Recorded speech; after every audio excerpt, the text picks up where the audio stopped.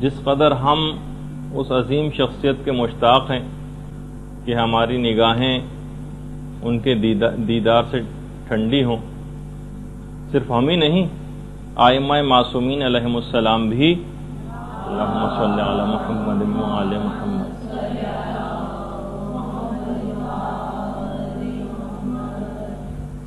امیر المؤمنین علی ابن ابی طالب علیہ الصلوۃ والسلام بھی اللہم صلی علی محمد وعلی محمد۔ بحار الانوار کی 51ویں جلد میں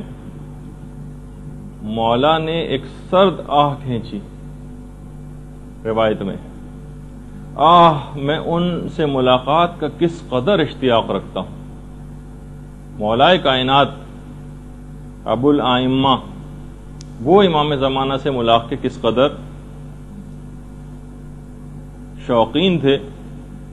اور ایک دفعہ تو اپنے دل کی طرف اشارہ کر کے مولا کائنات نے کہا تھا،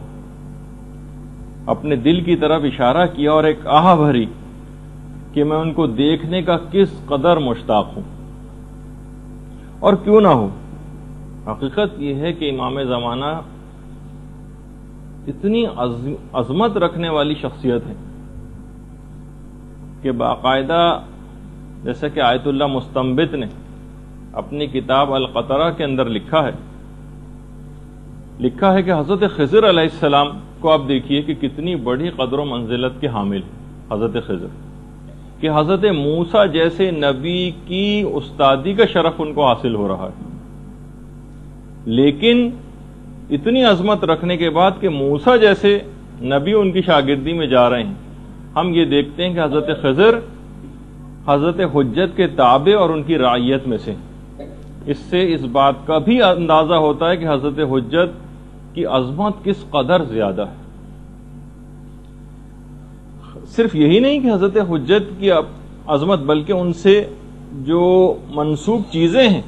ان کی عظمت کس قدر زیادہ ہے۔ امام سے منسوب جو مسجد جمکران ہے، مسجد جمکران باقاعدہ جنت الماوا کی روایت ہے کہ من صلاح، امام زمانہ نے مسجد جمکران کی باؤنڈریز کھینچی تھی نا، اور انہوں نے اس مسجد کو بنایا تھا۔ من صلاح فکأنما صلی فی البیت العتیق، مسجد جمکران میں نماز پڑھنے کا سبب وہی ہے جو خانہ کعبہ کے اندر نماز پڑھنے کا ہے۔ تو صرف یہی نہیں کہ امام زمانہ سے منسوب شخصیات بلکہ چیزیں نہ صرف امام زمانہ کی اپنی ذاتی نہیں، بلکہ ان سے منسوب جتنی چیزیں ہیں ان سب کی بھی عظمت بہت زیادہ۔ اس کو بند کر دیں۔ اسی طریقے سے مثلا مسجد سہلہ، چھٹے امام کی جو روایت ہے امام جعفر صادق علیہ الصلوۃ والسلام کی، کہ جو شخص بھی 2 رکعت نماز مسجد سہلہ میں پڑھ لے گا، خدا اس کی عمر میں 2 سال کا اضافہ کر دے گا۔ 2 رکعت نماز پڑھنا مسجد سہلہ میں 2 سال کا عمر میں اضافہ کر دیتا ہے۔ اور یہ ایک ایسے امام کا ہم ذکر کر رہے ہیں جس کے لیے باقاعدہ جملہ ہے زیارتوں میں، السلام علیک یا قطب العالم، یعنی جس پر کائنات کا پورا دار و مدار ہے وہ شخصیت، اس پر ہمارا سلام۔ السلام علیک یا امام المسیح، حضرت عیسیٰ کے امام آپ پر ہمارا سلام، جو نبی خدا ہیں ان کے بھی امام امام زمانہ عجل اللہ تعالی فرجہ الشریف کی ذات گرامی اللہ صلی اللہ۔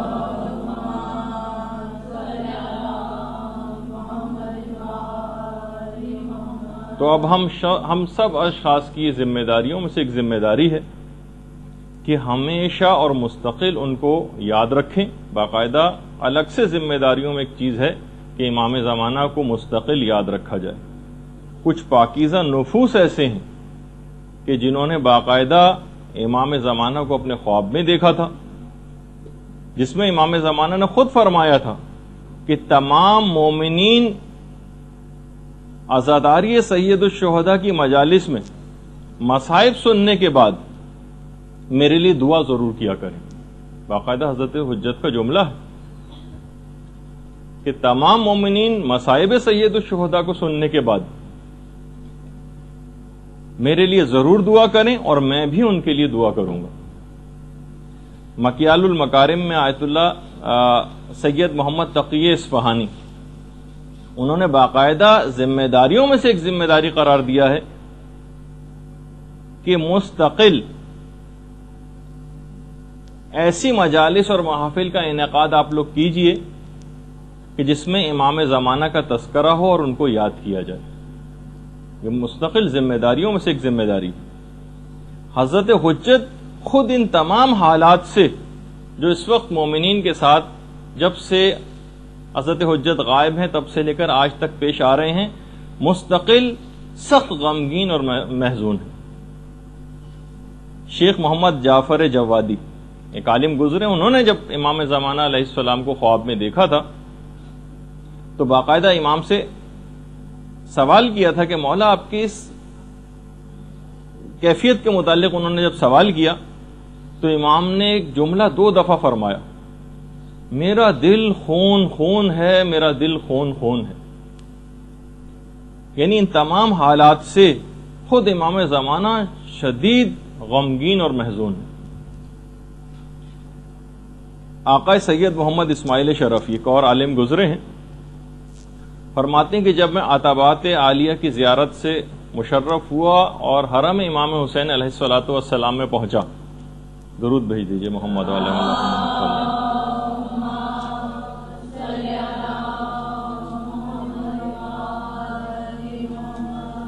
تو میں نے دیکھا کہ خورشید جہاں اپنے جمال کی پوری تابش کے ساتھ ظاہر ہو گئے، یعنی امام زمانہ کو انہوں نے اپنی آنکھوں کے سامنے دیکھا۔ آقا سید محمد اسماعیل شرفی کہہ رہے ہیں میں والہانہ لپک کے امام کے پاس گیا اور پوچھا کہ آپ کون ہیں، حالانکہ دل کو یقین ہو چکا تھا کہ امام زمانہ۔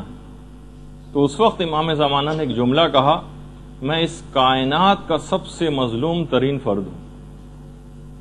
واقعی اگر آپ اس لحاظ سے دیکھیں کہ کب سے امام کی ذات اتنی سب مصائب کو دیکھتی آ رہی ہے اور شیعت کے اوپر، اپنے ماننے والوں کے اوپر اور اپنی اولادوں کے اوپر کیسے مظالم انہوں نے دیکھے ہیں، تو اب ہماری ذمہ داریوں میں سے ایک ذمہ داری یہ ہے کہ ہم اس امام کی معرفت کو تو ضرور حاصل کریں۔ ان کی معرفت حاصل کرنا یہ کوئی بہت عنقا چیز اور ایک ایسی چیز نہیں ہے کہ جس کو حاصل نہیں کیا جا سکے، یا فقط چند ہی دنیا کے اندر افراد ایسے ہوں گے جو امام زمانہ کی معرفت کو حاصل کر سکتے ہیں۔ نہیں، ہر شخص حاصل کر سکتا ہے۔ خود امیر المومنین علی ابن ابی طالب علیہ الصلوۃ والسلام فرماتے ہیں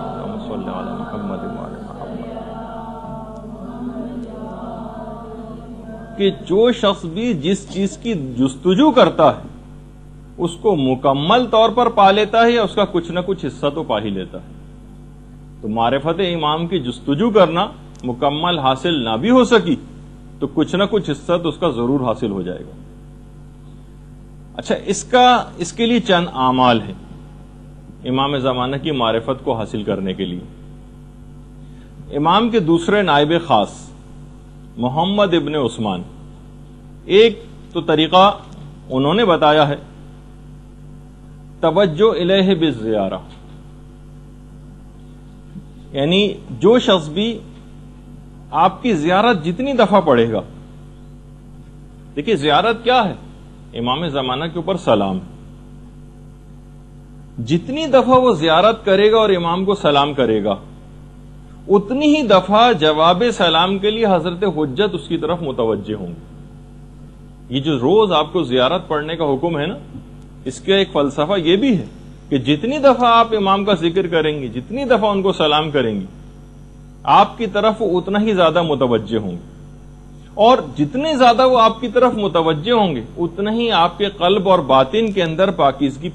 پیدا ہوتی چلی جائے گی اور اتنی ہی زیادہ معرفت آپ کے اندر آتی چلی جائے گی۔ یہ ہے اس کا ایک فلسفہ کہ امام کی زیارت کو جو ہم اس طرح بے دلی کے ساتھ اور روا روی کے اندر پڑھ دیتے ہیں اور صرف الفاظ کی حد تک رہ جاتے ہیں، لیکن بہرحال ہمیں اس کے باوجود بھی ایک خاص انداز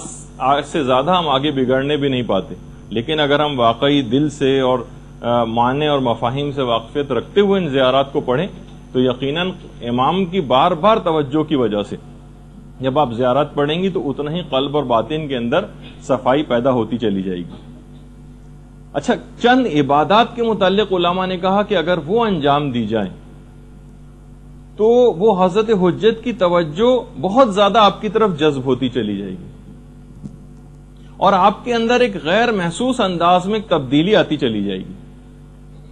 3 عبادات تو بالکل واضح ہیں جن کے متعلق امام نے فرمایا۔ نافلہ شب، نماز شب کا پڑھنا، جو جتنا زیادہ نماز شب کا پابند ہوتا چلا جائے گا خود بخود امام زمانہ کی ذات گرامی اس کی طرف متوجہ ہوتی چلی جائے گی، اتنی ہی زیادہ ان کی توجہات آپ کی طرف جذب ہوں گی۔ دوسری چیز زیارت جامعہ۔ زیارت جامعہ ایک ایسی چیز ہے کہ یہ بھی امام زمانہ کی توجہ کو آپ کی جانب جذب کرے گی۔ اور تیسری چیز ہے عبادت زیارت عاشورہ۔ محدث نوری نے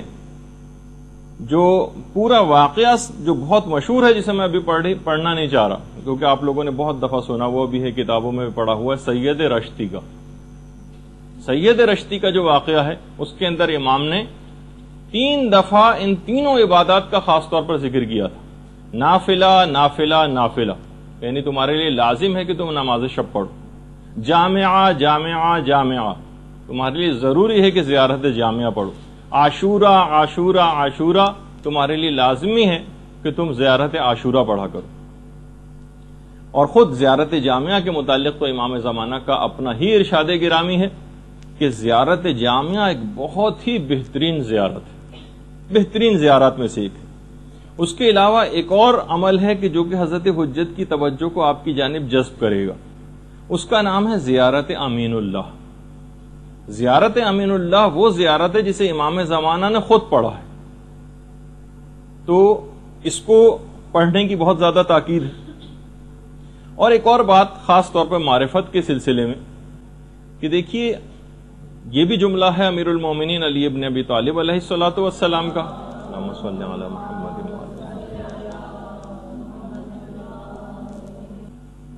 باقاعدہ شرح غرر الحکم میں روایت ہے امیر المومنین سے کہ بلند ترین مقامات پر فقط اپنی عادات پر قابو پا کر ہی پہنچا جا سکتا ہے۔ ہم دیکھتے ہیں کہ ہماری بہت ساری عادات، سستی اور کاہلی، اور خاص طور پر جو سب سے بری عادت جو ہم سب کے اندر موجود ہے چند ایک مستثنیات کو چھوڑ کر، وہ ہے غفلت۔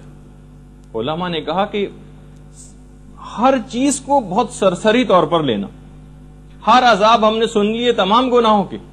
کوئی ہم پر اثر ہوتے دیکھنے میں نہیں آ رہا۔ جو کہ پچھلی دفعہ بھی روایت میں نے بیان کی آخری زمانے کی نشانیوں میں سے کہ امام نے فرمایا تھا کہ نشانیاں مسلسل پوری ہو رہی ہوں گی لیکن کوئی ان سے اثر لینے والا نہ ہوگا، کسی کے کان پر جو نہیں رینگے گی۔ اگر آپ خود بھی دیکھیں، مسلسل آج ہمارا 4تھا ہفتہ ہے اس متعلق بیان کرتے ہوئے، کتنی نشانیاں آپ سن چکی ہیں، کتنا دل کو یقین آ چکا ہے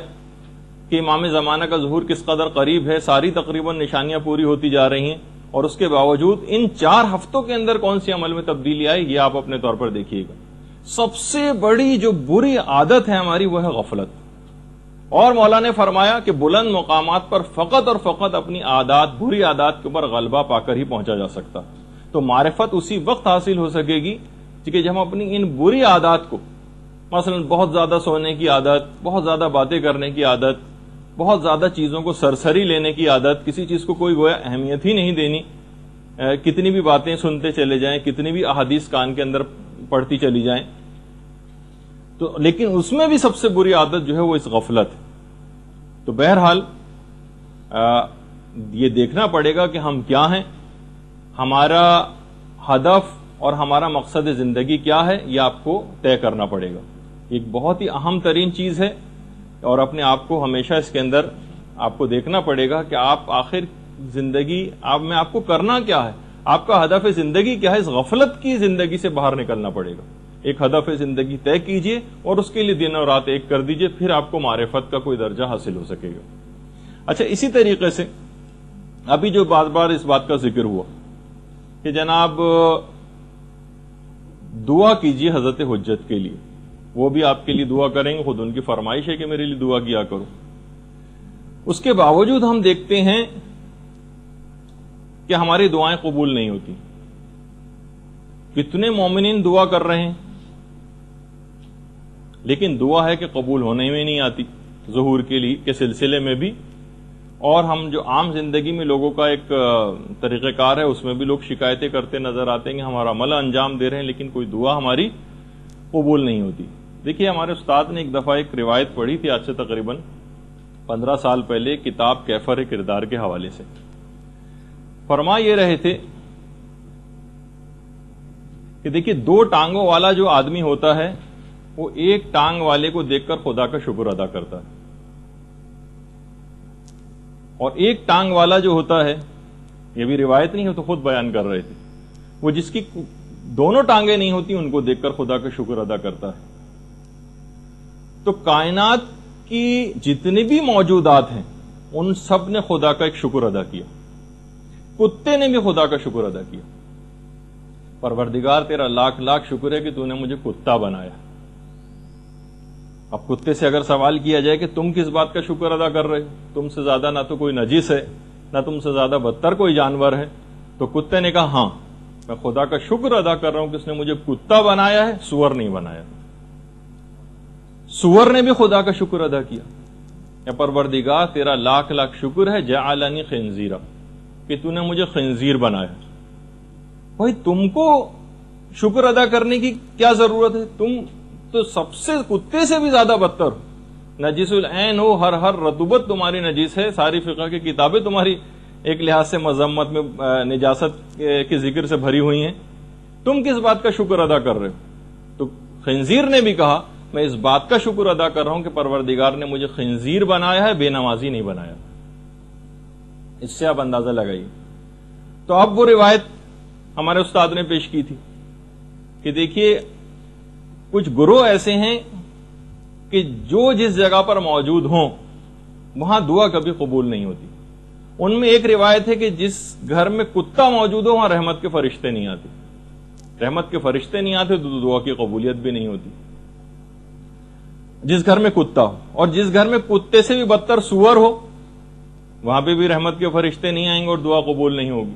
اور جس گھر میں خنزیر سے بھی بدتر بے نمازی موجود ہو یا گنڈے دار نماز پڑھنے والے ہوں وہاں پر بھی،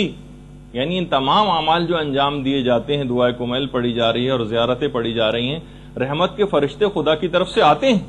لیکن ہر طرف سے اس گھر کے دروازے اپنے لیے بند پاتے ہیں، وہاں منڈلاتے ہیں آس پاس اور پھر وہاں سے واپس چلے جاتے ہیں. پروردگار کی رحمت آتی ہے لیکن کچھ وجوہات ایسی ہیں، کچھ گروہ جن میں سے ایک گروہ بے نمازیوں کا بھی، کہ جب کتے کی وجہ سے رحمت کے فرشتے نہیں آتے تو اس سے بھی بدتر خنزیر ہے اور خنزیر سے بھی بدتر بے نمازی. تو کوشش کریں گے گھر میں ایسے افراد، دوسرے الفاظ میں معاشرے کے اندر تبدیلی یا امام اس وقت آئیں گے جب آپ اتنے افراد تو پیدا کر لیں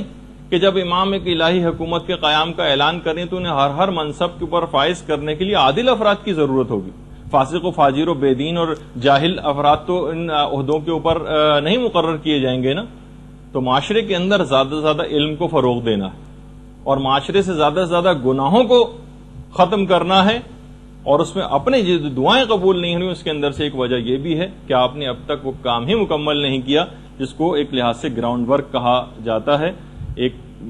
گراس روٹ لیول کے اوپر جو ایک کام ہوتا ہے، اور اس سے بڑھ کر بھی جو آگے کام ہوتے ہیں کہ جب الہی حکومت کا قیام ہوگا تو ایسے افراد کہاں ہوں گے، ایسے علم رکھنے والے، ایسے علم و تقوی رکھنے والے، گناہوں سے بچنے والے عادل افراد، ایسے افراد کی تعداد میں زیادہ سے زیادہ اضافہ کرنا. اچھا اب ایک چیز اور اس میں بتا دی جائے کہ دیکھیے غیبت کبریٰ کے دور میں جن افراد نے حضرت حجت کی زیارت بھی کی ان کی تعداد بھی ہزاروں میں ہے، یعنی جو صحیح طریقے سے جن کے متعلق یہ بات معلوم ہوئی. البتہ دیکھیے ان کو اتنا زیادہ فروغ دیا جانا، اس میں بہت سارے، کیونکہ دیکھیے کہ جو منفی سوچ رکھنے والے یا حب جاؤ شہرت رکھنے والے افراد یا فراڈ جو افراد ہوتے ہیں وہ بھی اس کے اندر کود پڑتے ہیں. تو یہ بھی ضروری تھا کہ آپ کی زیارت مختلف ادوار میں لوگ کرتے رہیں تاکہ آپ کا وجود کوئی تخیلاتی یا افسانوی نہ قرار پا جائے کہ بھئی آج تک تو کسی سے ملے نہیں، اگر ہوتا تو کبھی تو ملاقات ان سے ہوتی. تو اتنی ملاقاتیں بھی ضروری تھیں، اور نہ اتنی زیادہ یہ ملاقاتیں کہ فتنے کی شکل اختیار کر جائیں. اس وجہ سے ان کی مذمت بھی آئی کہ جو اس بات کو ظاہر کرے گا کہ میری امام سے ملاقات ہوئی اور لوگوں سے کہتا پھرے، شاید آیت اللہ جواد تبریزی کا جملہ، یہ اس بات کی دلیل ہے کہ اس کی ملاقات امام سے نہیں ہوئی. یعنی جو یہ کہتا ہے کہ میری ملاقات ہوئی، تو وہ جس کی ملاقات ہوتی ہے وہ بتاتا نہیں ہے، یا اس کے انتقال کے بعد پتہ چلتا ہے کہ ان کی ملاقات ہوئی تھی. تو بہرحال اس لحاظ سے یہ ایک سلسلہ ایک خاص مصلحت سے شروع کیا گیا کہ کچھ افراد کو مختلف ادوار میں زیارتیں بھی کروائی جائیں. اور باقاعدہ ایران کے اندر تو اس مسئلے نے جب سے ملاقات امام زمانہ نام کی کچھ کتابیں چھپیں تو تقریباً ایران میں ایک فتنہ سا نمودار ہو گیا تھا. ہر شخص تقریباً، کیونکہ ہر طرح سے لوگ رہنے والے وہاں پر بھی ہیں، اس بات کا مدعی ہو گیا. کسی کا کوئی کام ہو گیا، کسی کا مثلا گاڑی کا ٹائر پنکچر ہو گیا اور اس کا کوئی آدمی آیا اس کا ٹائر درست کر دیا، تو انہوں نے کہا یہ تو امام زمانہ مثلا تشریف لائے تھے. تو ایک بالکل ایک مذاق سا بن کے رہ گیا. باقاعدہ کچھ ایسی کتابوں کو وہاں پر جلایا گیا، مظاہرے ہوئے، کچھ کتابوں کے لکھنے والوں کو وہاں پر اریسٹ بھی کیا گیا، اور تاکہ اس فتنے کے اوپر کسی طور پہ قابو پایا جا سکے. لیکن بہرحال الحمدللہ اس میں قابو پا لیا گیا اس پر. تو یہی چیز یہاں پر بھی آپ کو دیکھنی ہوگی کہ اگر اس طرح سے کوئی دعویٰ کرنے لگے تو یہ آپ کو اپنی ذمہ داری پتہ ہونی چاہیے کہ آپ کا اس وقت اقدام کیا ہونا چاہیے. اس پہ ہم ایک دفعہ ذکر کر بھی چکے ہیں آپ کی ایک نشست میں، جس میں مجتہدین کے آراء اور فتاوی سلسلے میں نقل کیے گئے تھے. اچھا، جتنی بھی علامتیں جیسے کہ ہم اس سے پہلے بیان کر رہے تھے کہ جو پوری ہو چکی، بہت ساری تو ایسی ہیں جو مسلسل پوری ہوتی ہوئی بھی نظر آ رہی، کتنی تو آپ نے سن لی. مثلا ایک وہ جو روایت ہے کہ مسلمانوں کا مقابلہ سلطان روم سے ہوگا. جیسے کہ آپ کے علم میں اس وقت جو سلطان روم یعنی امریکہ کس طرح سے پورے مسلمانوں کے خلاف اس نے ایک فوج کشی کا ایک سلسلہ شروع کر رکھا ہے، تو مسلمانوں کا مقابلہ سلطان روم سے ہوگا. یہ بھی روایات میں کہ حاکم حجاز حاکم بغداد کو اکسائے گا کہ وہ میرے بیٹے کے ملک پر حملہ کریں، جبکہ میرا بیٹا اس وقت حاکم خراسان ہوگا. میرا بیٹا ایک ایسے انقلاب کے بعد حکومت کو حاصل کرے گا جس میں 80,000 سے زائد مومنین اپنی جانوں کا نذرانہ پیش کریں گے. دیکھیے کتنی روایات ایسی. اسی طریقے سے میرا بیٹا ایک ایسے ظالم کو اقتدار سے ہٹا کر آگے آئے گا کہ جس کے سلسلے میں فقط 2 ہی بادشاہ ہوں گے. ہم دیکھتے ہیں کہ امام خمینی جس بادشاہ کو ہٹا کر جو پہلوی خاندان تھا، اس سے پہلے فقط 2 خاندانوں کے اندر ایران کے اندر حکومت رہی، صفوی خاندان اور قاجار خاندان. کہ میرا بیٹا ایک ایسے ظالم کو ہٹا کر اقتدار میں آئے گا کہ جس کے سلسلے میں فقط 2 بادشاہ ہوں گے، یعنی 2 خاندانوں میں بادشاہت رہے گی. حاکم حجاز میں سلسلہ بادشاہت بھائیوں میں چلے گا، جو کہ ہم کو اس وقت نظر بھی آ رہا. جب بھی آخری زمانے کے لیے اپنے ایمان کو بچانے کے لیے کتنی دعاؤں کی تاکید آئی ہے جو آپ سنتی رہتی، اپنی حفاظت ایمان کی دعا کرتے رہنا.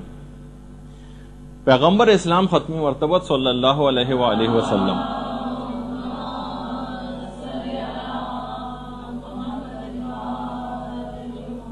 فرماتے ہیں اپنے صحابہ سے، ایک دفعہ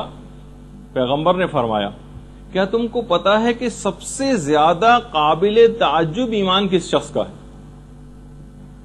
کچھ صحابہ نے کہا یا رسول اللہ ملائکہ کا ایمان.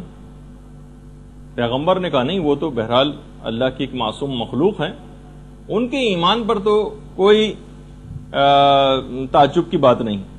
لوگوں نے کہا یا رسول اللہ انبیاء کا ایمان. پیغمبر اسلام نے کہا نہیں، انبیاء بھی خدا کی معصوم ہستیاں ہیں اور ان کا ایمان کوئی قابل تعجب ایمان نہیں. کہا کہ اچھا یا رسول اللہ ہمارا ایمان. کہا کہ نہیں، تم تو میرے سامنے موجود ہو، تم مجھے دیکھ بھی رہے ہو، تمہارا ایمان بھی قابل تعجب نہیں. کہا کہ یا رسول اللہ پھر آپ ہی فرمائیے کہ کون سے ایسے افراد ہیں جن کا ایمان سب سے زیادہ قابل تعجب ہے. کہا آخری زمانے میں آنے والے ان مومنین کا جنہوں نے نہ مجھے دیکھا ہوگا نہ میری اولاد کو، اور میرے آخری فرزند پر ان کا اعتقاد اتنا زیادہ مضبوط ہوگا کہ پہاڑ ٹل جائیں گے مگر ان کا ایمان ختم نہیں ہوگا، اور وہ سفیدی پر سیاہی کو دیکھ کر ایمان لائیں گے، جس کے متعلق علماء نے کہا کہ یعنی امام کو انہوں نے دیکھا نہیں ہوگا لیکن سفیدی پر سیاہی یعنی کاغذ کے اوپر لکھی ہوئی حدیثوں کو پڑھ کر کتابوں کے اندر ایمان لائیں گے۔ تو اس سے آپ اندازہ لگائی کہ بہرحال پیغمبر اسلام نے آخری زمانے میں، ہم ایسے نہیں کہ صرف فقط ہماری مذمت ہی ہوتی رہے، ایمان کے اوپر جو ثابت قدم رہیں گے اور امام کے اوپر مضبوط اپنے اعتقاد کو رکھیں گے، پیغمبر اسلام نے کہا کہ ان لوگوں کا ایمان بہت زیادہ قابل تعجب ہے، جنہوں نے کچھ بھی تو نہیں دیکھا، نہ اماموں کو دیکھا، اور اتنے صدی سے زائد عرصہ گزر گیا اور ہم ہزاروں سال گزر گئے، کئی صدیاں گزر گئیں، لیکن ہم نے تو کسی بھی معصوم ہستی کو اپنی آنکھوں سے نہیں دیکھا، اس کے باوجود ثابت قدمی کے ساتھ رسول کے آخری فرزند پر ایمان رکھنا یہ قابل تعجب بات ہے۔ ایک دفعہ پیغمبر اسلام نے یہ بھی جملہ ارشاد فرمایا کہ اے میرے پروردگار مجھے اپنے بھائیوں سے ملحق کر دے۔ صحابہ نے عرض کیا یا رسول اللہ کیا ہم آپ کے بھائی نہیں؟ کہا کہ نہیں، تم تو میرے دوست ہو، میرے بھائی تو آخری زمانے کے وہ مومنین ہیں جن کا مرتبہ تم سے بھی زیادہ بلند ہے، جن کا مرتبہ تم سے بھی زیادہ بلند ہے۔ انہوں نے کہا یا رسول اللہ ہم نے آپ کے ساتھ جنگیں لڑی ہیں، کتنی قربانیاں دی ہیں۔ کہا کہ نہیں، اس کے باوجود جنگ میں لڑنا، ساتھ رہنا تو آسان ہے، البتہ آخری زمانے میں آگ کو ہاتھ پر کھڑے رہنا، لے کر رہنا آسان ہوگا، جبکہ اپنے ایمان کو بچانا بہت زیادہ مشکل ہو جائے گا۔ تو پیغمبر نے باقاعدہ کہ مجھے میرے بھائیوں کے ساتھ ملحق کر دے، کہ جو ہماری پوری ایک نسل چل رہی ہے، اس کے متعلق پیغمبر اسلام نے جملہ ارشاد فرمایا اور کہا کہ وہ آخری زمانے میں آنے والے مومنین جو ثابت قدمی کے ساتھ رہیں گے، یہ اس زمانے کے صحابہ سے بھی زیادہ بلند مرتبے کے اوپر فائز ہو جائیں گے۔ اچھا، اب ایک بیچ میں اس لحاظ سے ایک بات آ گئی کہ مزید تفصیل میں اس سے پہلے جائیں، کچھ ایک آدھ چھوٹے چھوٹے سوالات تھے آپ لوگوں کے، جو وہ بیچ میں بس اس کو 2-1 منٹ میں فارغ کر کے پھر اپنے موضوع پر۔ ایک تو یہ پوچھا گیا تھا کہ جناب یہ جو انتینا والی جو روایت آپ نے سنائی تھی اس کا حوالہ کیا ہے؟ اس میں نے خیر حوالہ بھی بتایا تھا اس وقت، لیکن بہرحال جو کتاب کا نام ہے التشریف بالمنن المعروف بالملاحم والفتن، کتاب کا نام ہے التشریف بالمنن المعروف بالملاحم والفتن، سید ابن طاؤس کی لکھی ہوئی کتاب ہے، اس کے اندر وہ روایت موجود ہے۔ اسی طریقے سے یہ بھی پوچھا گیا کہ وہ جو اوتاد و ابدال، نجبا اور اخیار اور صالحین کے متعلق جو روایت بیان ہوئی تھی کہ ہر زمانے میں ہوتے ہیں اور امام کے ساتھ بھی ہیں، اس کا ریفرنس کیا ہے؟ تو اس میں بھی شیخ ابراہیم عاملی کفمی، جنہوں نے اپنی کتاب مصباح کے اندر اس روایت کو نقل کیا۔ اچھا، اتنا بتا دوں کہ دیکھیے مصباح کتاب ویسے بہت ساری ہیں، صرف مصباح کے نام کی جو کتاب ہے وہ شیخ کفمی کی کتاب ہے، اور اس کے علاوہ مصباح الزائر کے نام سے ایک اور کتاب ہے، سید ابن طاؤس کی کتاب مصباح الزائر۔ اچھا، اسی کے علاوہ شیخ طوسی کی ایک اور کتاب بھی مصباح المتہجد جس کا نام ہے۔ تو بہرحال اس نام سے مختلف کتابیں، لیکن فقط جو مصباح کتاب ہے وہ شیخ کفمی کی، جس کے اندر یہ والی روایت ہے۔ پھر وہ ایک سوال تھا کہ اس کا حوالہ بھی بتا دیجیے، اینما تکونوا یات بکم اللہ جمیعا، فاستبقوا الخیرات، نیکیوں میں سبقت کرو، تم ادھر ادھر بھی دنیا میں کہیں بھی موجود ہوں گے تو خدا ایک جگہ پر جمع کر دے گا۔ وہ بھی سورہ بقرہ کی آیت نمبر 148۔ یہ ایک دو چیزیں آپ لوگوں کی رہ گئی تھیں تو میں نے سوچا کہ اس کو بیچ ہی میں اس میں جواب دے دیا جائے، کبھی آخر میں چیز پھر رہ جائے۔ اچھا، اب ایک سوال یہ بھی تھا، خیر ابھی اس کی تفصیل آگے چل کر آئے گی، ایک ہر دفعہ جب بھی امام زمانہ کے متعلق گفتگو ہوتی ایک چیز ضرور بے ضرور ہر جگہ پوچھی جاتی علماء سے، کہیں کوئی بھی اس موضوع پر خطاب کرے کہ امام زمانہ جب آئیں گے تو کیا تلوار سے جنگ ہوگی یا اس زمانے میں جو سپر لیٹسٹ قسم کے ہتھیار ہوں گے؟ تو بہرحال اس میں خیر مختلف چیزیں ہیں، اب اس کی تو بحث میں ہمیں نہیں جانا، لیکن رجحان علماء سب کا یہی ہے کہ نہیں، اس زمانے میں جو سپر لیٹسٹ طریقے جو بھی اختیار اس زمانے میں ہوں گے اس سے بھی بڑھ کر بلکہ امام اختیار کریں گے کہ اس زمانے کا انسان اتنا زیادہ ترقی یافتہ ہو چکے گا کہ وہ اپنے سے بہترین کوئی ٹیکنالوجی کوئی دیکھے گا تو ہی مروب ہوگا اور ایمان کو قبول کرے گا. یعنی اس کو اسی وقت یقین آئے گا جب وہ اپنے سے بہتر کسی چیز کے اندر وہ دیکھے گا کہ نہیں یہ تو ان کے پاس تو ہمارے سے بھی بہتر ایک چیز ہے. بلکہ علماء کا کہنا ہے کہ پہلے زمانوں کی نسبت آج کل کے دور میں تو ظہور امام زیادہ سے زیادہ سمجھ میں آ رہا ہے کہ واقعی آج کے دور میں اگر ظہور امام ہو جائے. باقاعدہ ہمارے استادی سے ایک دفعہ ہم سب لوگ بیٹھے پوچھ رہے تھے تو انہوں نے یہ جملہ کہا تھا کہ آج کل کے دور میں زیادہ ظہور آسان ہے. پہلے زمانے میں تو جناب یہ تھا تلوار کا دور تھا اور معجزات تو اگر دکھاتے تو امام ایک الگ بات ہوتی. لیکن آج ہم دیکھتے ہیں کہ پورا کا پورا کمپیوٹرائز دور ہے. اگر بالفرض آج کمپیوٹر کوئی وائرس ایسا آ جائے جو پوری دنیا کے کمپیوٹر وائرس ایک دوسرے سے کنیکٹڈ ہیں اور سب سارے کے سارے جیم ہو جائیں تو سارا یعنی اس وقت پورا سسٹم جتنا بھی الیکٹریسٹی کا اور مواصلات کا اور سب چیزوں کا وہ پورے کا پورا ان تمام جو بڑی طاقتیں ان کا پورا سسٹم اس کے اوپر چل رہا ہے. آج یہ کوئی بھی آج ہم دیکھتے ہیں کہ ناسا کی ویب سائٹس کے اندر اکثر جو بچے ہیں وہ تک کچھ ایسے پروگرامز بنا کے وہاں پر گھس گئے اور کتنی اس پہ فلمیں بھی بنائی گئی کہ میزائل تک فائر ہونے والے تھے اور انہوں نے کمپیوٹر کے پروگرام کے ذریعے وہاں تک اپروچ کر لیا. تو آج تو ایک معمولی سا ایک سافٹ ویئر اور پروگرام جو کوئی اتنا کوئی ذہین شخص ہو اور وہ اگر اس کو بنا لے اور اس کو لانچ کر دے تو یہ ساری طاقتیں جو ہیں وہ بالکل بیکار ہو کر رہ جائیں گی. تو آج کل کے دور میں تو یہ چیز زیادہ سمجھ میں آ رہی. تو امام انہی طریقہ کار کو اختیار کر کے ان بڑی طاقتوں کو قابو بھی کریں گے اور تفصیل اپنے مقام پر آئے گی. لیکن آج اتنا وقت نہیں کیونکہ آج ہمیں ہر صورت میں اپنے اس موضوع کو مکمل کر لینا ہے. اچھا اب امام جب تشریف لے آئیں گے اور جتنی تفصیلات ہم نے بیان کی تو اس کے بعد یہ ہے کہ امام کچھ ایسی اصلاحات کریں گے. ایک ریفارمز ہوں گی پوری دنیا کے اندر. خاص طور پر اس کا آغاز کریں گے مکے سے. ایک تو مسجد الحرام کی جو حضرت ابراہیم کے دور میں جو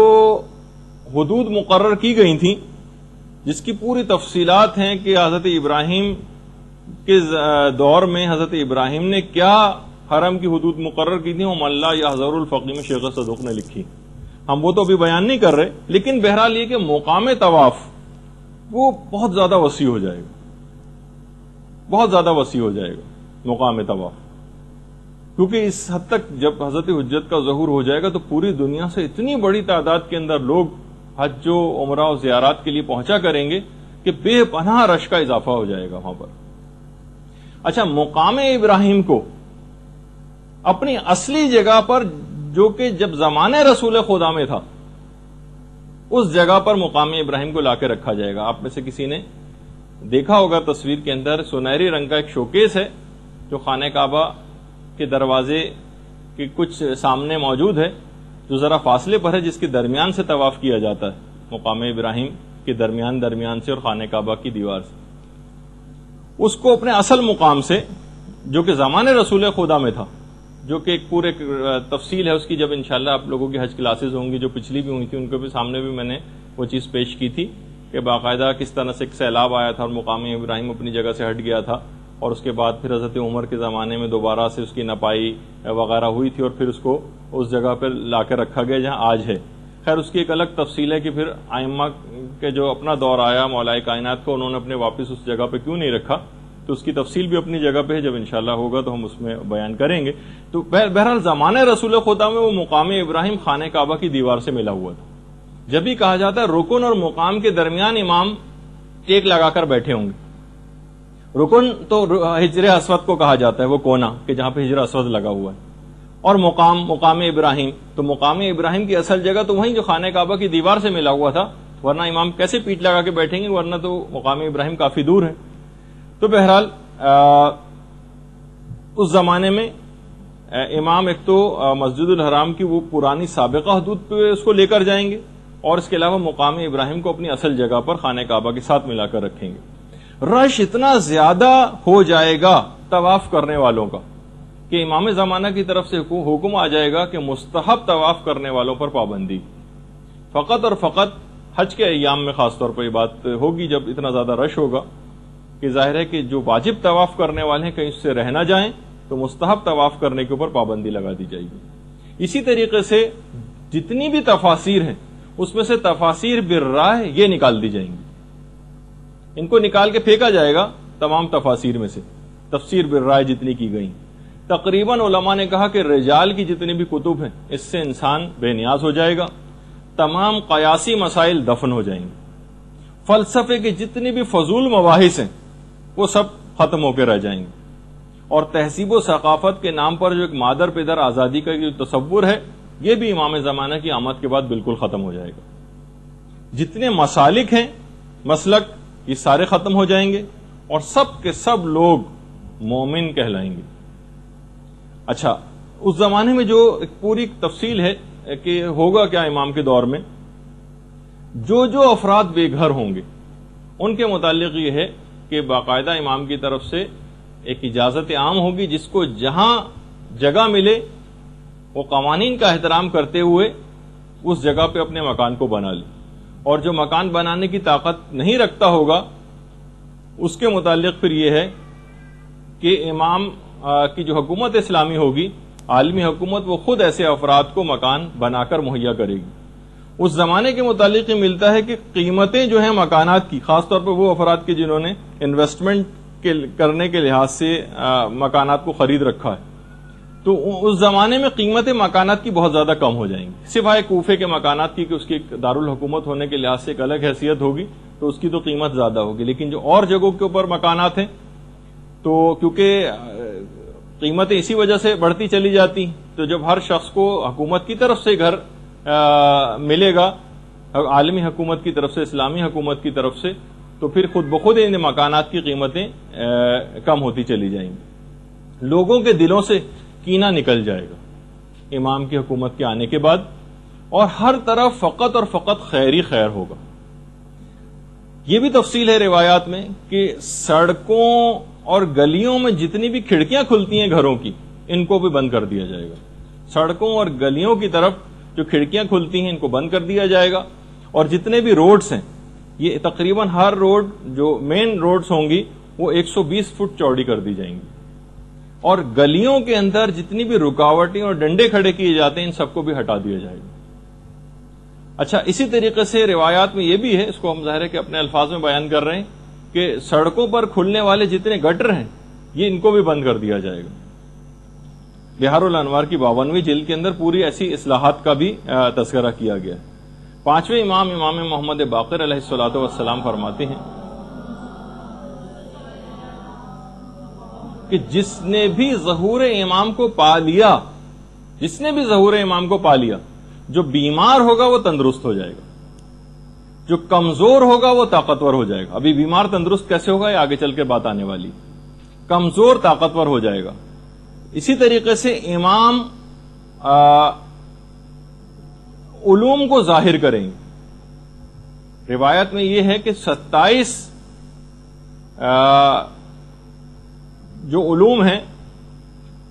یعنی اب تک ان 27 میں سے فقط 2% علوم جو ہیں یہ لوگوں کے سامنے آئے ہیں۔ ابھی جو 25 جو ریمیننگ ہیں یہ امام زمانہ کی آمد کے بعد امام خود ظاہر کریں گے ان 25 حصے علوم کے، یعنی علوم کے جو 27 حصے ہیں حضرت آدم سے لے کر اب تک دنیا میں فقط 2 حصے تقسیم کیے گئے، 25 حصوں کو امام خود آ کر ظاہر کریں گے۔ جب 25 کو امام خود آ کر ظاہر کریں گے تو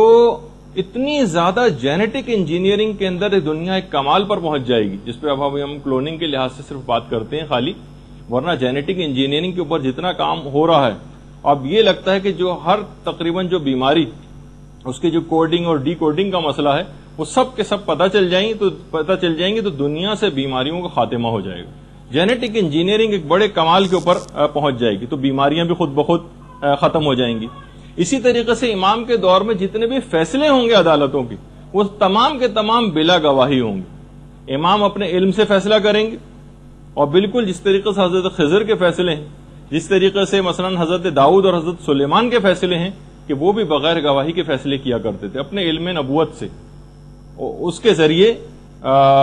امام بھی فیصلے کریں گے۔ یعنی امام فیصلے کرنے کے لیے شہادتوں کا انتظار نہیں کریں گے کہ کچھ گواہ لائے جائیں اور اس کے بعد پھر جو ظاہری قوانین ہیں ان کے مطابق عمل کرتے ہوئے، نہیں، گواہوں کا کوئی انتظار نہیں ہوگا۔ اچھا، اب ایک سوال یہ ہوتا ہے کہ چلیں امام کے پاس اگر فیصلے آئیں تو امام تو علم امامت سے فیصلے کر لیں گے، تو پوری دنیا کے جتنے بھی مقدمات ہیں کہ اس کے سارے فیصلے امام بنفس نفیس کیا کریں گے؟ نہیں، امام کے اور نمائندے بھی تو ہوں گے نا. تو آخر پھر یہ کس طرح سے ہوگا کہ وہ کس طرح سے بغیر گواہی کے فیصلے کیا کریں گے؟ تو یہ بھی ہے روایات کے اندر باقاعدہ غیبت نعمانی میں روایت ہے، چھٹے امام سے بھی یہ بات پوچھی گئی. تو امام نے کہا کہ دیکھو کہ ہر علاقے کا ایک گورنر ہوگا، جب اس کے پاس معاملات جائیں گے تو روایت میں ہے کہ اس علاقے کے گورنر کے پاس اس کے تمام معاملات اس کے کف دست میں ہوں گے، اس کے کف دست میں. یعنی جب بھی کوئی معاملے کو وہ مبہم پائے گا تو وہ اپنی ہتھیلی کو دیکھ لے گا، اس میں حقیقت لکھی ہوئی نظر آ جائے گی. اب اس میں کئی احتمالات علماء نے نقل کی کہ آخر ٹھیک ہے کہ امام اگر بنفس نفیس ان کی ذات گرامی اگر وہ فیصلے کرتی تو بات سمجھ میں آتی، لیکن پوری دنیا کے ہر معاملے کو تو امام نہیں نمٹائیں گے، ہر مقدمے کو. تو کچھ علماء نے کہا کہ اگر جو ان کے ہر علاقے کا جو ایک نمائندہ امام کا ہوگا اس کے معاملات اس کے کف دست میں ہوں گے، اور جب کسی معاملے کو مبہم پائے گا وہ اپنی ہتھیلی کو دیکھے گا اور اس کے بعد پھر اس کو وہ امر واضح ہو جائے گا. اب علماء نے کہا کئی احتمالات ہیں. پہلا احتمال تو یہ ہے کہ ہو سکتا ہے یہ سب باتیں بطور اعجاز ہوں، معجزے کے طور پر ایسی قوت عطا کر دی جائے امام کے ان نمائندگان کو. دوسرا علماء نے کہا ہو سکتا ہے، اب ہم قیاس آرا ہی کر سکتے ہیں، ہو سکتا ہے انٹرنیٹ کی طرح سے ہدایات کا یا رابطے کا وہ ذریعہ امام سے ہو، کوئی بھی جدید طریقہ. اور اب تو یہ چیز زیادہ نظر آنے لگی، پہلے تو جناب لیپ ٹاپ ہوتے تھے، اب پام ٹاپ بھی آ گئے. یعنی جو سمجھے صرف ہتھیلی کے اندر، یا آپ یہ میسیجنگ سسٹم جو آپ کے پاس موبائلوں کے اندر ہے، موبائل فونز کے اندر، اس کے اندر بھی یہی بات ہوتی کہ سیلولر فونز جو ہیں ان کے طرز پر کوئی چیز ہو، یا ہو سکتا ہے اس سے بھی لیٹسٹ کوئی چیز ہو جو ہماری سمجھ میں نہیں آ رہی. اور یہ بھی روایات کے اندر ہے، باقاعدہ مخطوطہ ابن حماد کے اندر روایت ہے کہ خود پیغمبر اسلام سے مروی روایت ہے کہ ظہور امام کے بعد لوگ اپنے مردوں کی خواہش کریں گے، کاش آج ہمارے جو مردہ ہیں وہ آج زندہ ہوتے تو اس زمانے کو دیکھتے کہ ہم کتنی خوشحالی اور کتنی نعمتوں کے ساتھ امام کے ساتھ زندگی گزار رہے ہیں. لیکن اس کے بعد ان کی وہ دعا اور خواہش بھی قبول ہوگی، اور پھر رجت کا جس کا ہم ابھی آگے چل کر ذکر کرنے والے ہیں. اچھا، اتنا اور بتا دیا جائے، اس کی بھی تفصیل علماء نے بتائی کہ حضرت موسیٰ کا جو عصا ہے نا، یہ اصل میں جنت کا ایک درخت ہے، آس، اس کی ایک شاخ ہے، اس کی شاخ ہے. جنت کا درخت ہے آس، الف مدزبر آ اور سین. حضرت جبریل نے مدین میں جب حضرت موسیٰ پہنچے تھے اس وقت ان کو یہ لا کر دیا تھا. اور پانچویں امام یہ بات بیان فرماتے ہیں کہ سب سے پہلے اس عصا کو حضرت آدم کو دیا گیا تھا، کہ جو حضرت موسیٰ کا عصا تھا نا، پہلے حضرت آدم کے پاس تھا، اور اس کے بعد ان کے پاس سے ہوتا ہوتا ہوتا حضرت موسیٰ کے پاس آیا، اور اس کے بعد پیغمبر اسلام تک پہنچا، اور اس کے بعد امام فرماتے ہیں کہ پیغمبر اسلام کی وساطت سے ہم تک پہنچا ہے. اور یہ اب بھی ویسا ہی سرسبز ہے جس طرح سے روز اول میں اس کو کاٹا گیا تھا. اچھا، یہ بھی ہے، چھٹے امام بیان فرماتے ہیں، ایک راوی ہے یعقوب سے، کہ کیا تم کو پتا ہے کہ حضرت قائم جب ظہور کریں گے تو ان کے پاس کون سی قمیض وہ پہنے ہوئے ہوں گے؟ اس نے کہا نہیں مولا، مجھے آپ بیان فرمائیے. تو چھٹے امام اپنے گھر کے کمرے کے اندر گئے، وہاں سے ایک صندوق لے کر آئے، اور صندوق کو چھٹے امام نے کھولا تو اس کے اندر سے پیغمبر اسلام کی قمیض وہ نکالی. اللہم صلی علی محمد وآل محمد. اس قمیض کی جو آستین تھی اس کے اوپر خون لگا ہوا تھا، جو جنگ احد میں جب پیغمبر اسلام کے دندان مبارک شہید ہوئے تھے تو وہ خون پیغمبر اسلام کا اس قمیض کے اوپر لگا تھا.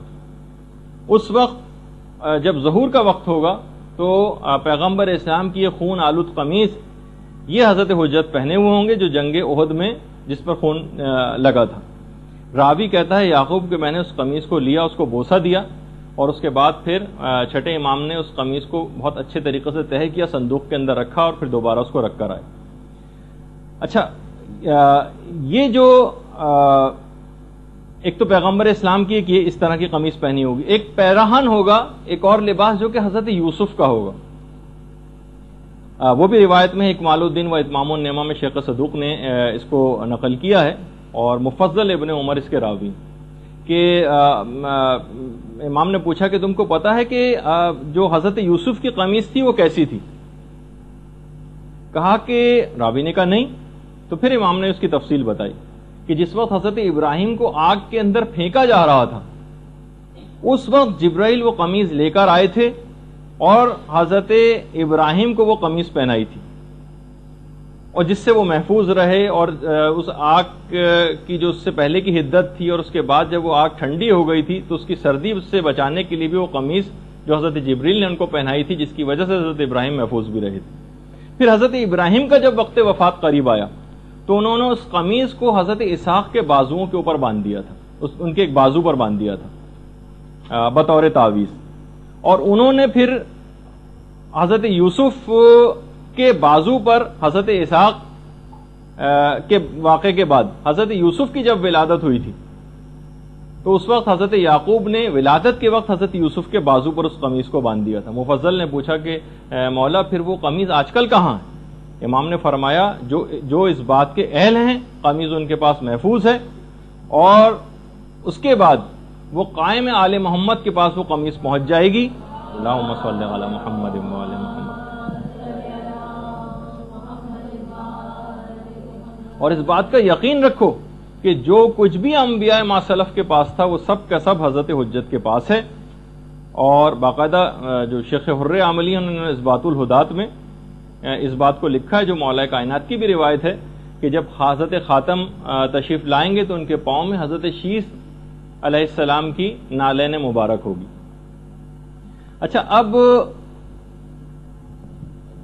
خواتین کے کردار کے حوالے سے بھی پچھلی دفعہ بات ہوئی تھی، اس میں میں نے بہرحال دو الگ الگ روایتیں، ایک روایت میں 50 خواتین کا تذکرہ ہے جو شاید پچھلی دفعہ بھی میں نے بتایا تھا، لیکن ایک اور روایت میں 13 خواتین کا تذکرہ بھی آیا ہے.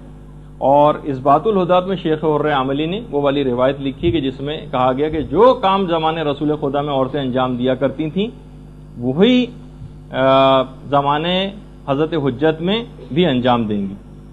اور دیگر جتنی بھی حکومتیں اس وقت ہوں گی جو باطل حکومتیں ہیں، پانچویں امام یہ فرماتے ہیں کہ امام کے قیام کے بعد جتنی باطل حکومتیں ہیں یہ ساری کی ساری معدوم ہو جائیں گی، ختم ہو جائیں گی. باقاعدہ منتخب الاثر میں آیت اللہ صافی گلپائگانی نے بھی ان روایات کو لکھا ہے.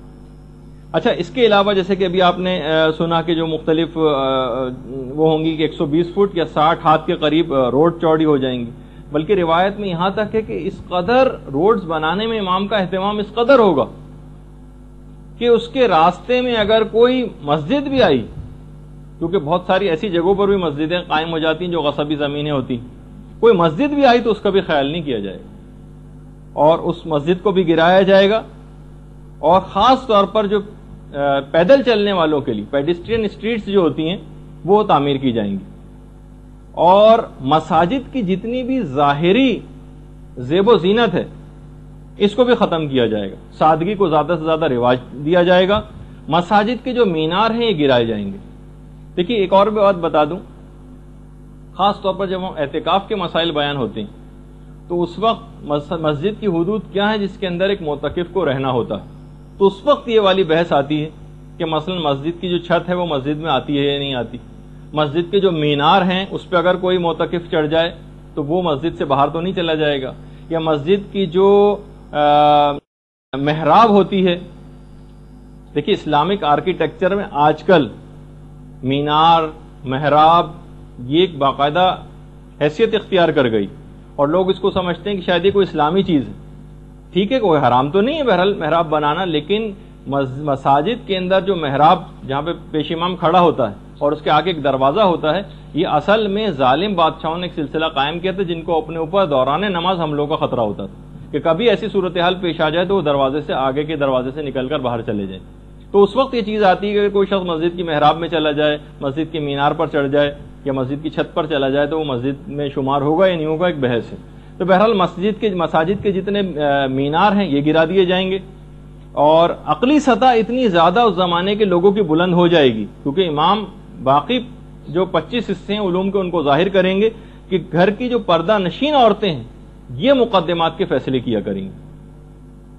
اور یہ تمام علوم جو ہیں یہ لوگوں کے اوپر تقسیم کیے جائیں گے، لوگ بالکل کامل الایمان ہو جائیں گے، اور جیسے کہ میں نے ابھی آپ سے ذکر کیا کہ دل جو ہیں وہ کینے سے خالی بھی ہو جائیں گے۔ علامہ امینی نے باقاعدہ اس کو لکھا ہے۔ اس زمانے میں جب حضرت حجت کی حکومت قائم ہوگی تو روایات میں یہ بھی ملتا ہے کہ اس زمانے میں جو خرید و فروخت ہوا کرے گی وہ کرنسی نوٹ کے بجائے درود کے ذریعے ہوگی۔ اللہم صل علی محمد وعلی محمد۔ جس چیز کی جتنی قیمت ہوگی اس کے مطابق اس کو درود پڑھنا ہوگا اور وہ چیز وہ خرید سکے گا۔ باقاعدہ اس کا ایک تجربہ ایران عراق جنگ کے موقع پر کیا بھی جا چکا ہے، جب ایک صلواتی ہوٹل کے نام سے باقاعدہ قائم کیا گیا تھا کہ کسی مجاہد کو جب کسی چیز کی ضرورت پیش آتی تھی تو وہ اتنی دفعہ چیز کو پڑھتا تھا، کھانے وغیرہ کی چیز، اور وہ درود پڑھ کے وہ چیز وہاں سے لے جاتا تھا۔ باقاعدہ اس کا تجربہ بھی ہو کے دیکھا جا چکا ہے۔ اچھا، اسی طریقے سے ہر شخص کی زبان پر ایک جملہ ہوگا حضرت حجت کے دور میں، اتنی زیادہ خدا کی نعمتیں دیکھیں گے کہ ہر ایک کی زبان پر بار بار یہ جملہ آئے گا، الحمدللہ رب العالمین، الحمدللہ رب العالمین، یہ ہر شخص کی زبان پر جاری ہو جائے گا۔ اسی طریقے سے اس زمانے میں جیسے ابھی اس کا ذکر ہوا کہ بیماریاں ختم ہو جائیں گی، جس کی جب بیماریاں ختم ہو جائیں گی تو ہر شخص کی عمر اتنی زیادہ طویل ہو جائے گی، روایات میں کہ ہر شخص اپنی 1,000 کے قریب اولادیں دیکھے گا، 1,000 وہ اپنی اولادیں دیکھ سکے گا، اتنی زیادہ اس زمانے میں، کیونکہ بالکل بیماریاں ہی ختم ہو جائیں گی تو عمریں بہت زیادہ طویل ہو جائیں گی۔ اور جو عقلوں کی جہاں تک بات آئی ہے، یہ بھی روایات کے اندر ہے کہ حضرت حجت مومنین کے سروں کے اوپر اپنے ہاتھ کو رکھیں گے جس سے ان کی عقلیں کامل ہو جائیں گی، اور ہر شخص تقریباً 40 افراد کے برابر جو ہے وہ طاقت کو حاصل کرے گا۔ خود حضرت حجت کی جو جسمانی طاقت ہے اس کے متعلق بھی روایت میں بڑا تذکرہ آیا ہے کہ ابھی وہ میں بتاتا ہوں، لیکن عام مومنین کے حوالے سے بھی کہ ان کے دل بہت زیادہ مضبوط ہو جائیں گے، جو کام ان کے ماننے والے شروع کریں گے جب تک اس کو ختم نہ کر لیں گے جب تک چین سے نہیں بیٹھیں گے۔ حضرت حجت کی بھی جو ظاہری طاقت ہوگی، یعنی جو عام جسمانی طاقت ہوگی کہ بڑے سے بڑے درخت کو ایک ہاتھ سے اکھاڑ کر پھینک دیں گے، پہاڑوں میں جا کر اگر حضرت حجت آواز دیں زور سے تو پہاڑوں کے پتھر ٹوٹ کے گرنے لگیں گے۔ یعنی اگر آپ دیکھیں واقعی روایات کے اندر، پھر باقاعدہ مفضل نے چھٹے امام سے ایک روایت بھی نقل کی کہ جس میں امام نے فرمایا کہ آپ کے حضرت حجت کے دور میں باقاعدہ اعلان ہو جائے گا کہ جس شخص کے ذمے بھی اگر کوئی قرض موجود ہے، جس کے بھی ذمے اگر کوئی قرض ہے تو وہ ہمارے پاس آئے، چاہے اس کا رائی کے دانے کے برابر قرضہ ہو یا ایک پہاڑ کے برابر، اس کا قرض حضرت حجت خود ادا کریں گے۔ اچھا، اسی طریقے سے خود حضرت حجت کا جو رہن سہن اس دور کے اندر ہوگا، روایت میں یہ بھی ہے، 8ویں امام سے روایت ہے، امام علی رضا علیہ الصلوۃ والسلام سے،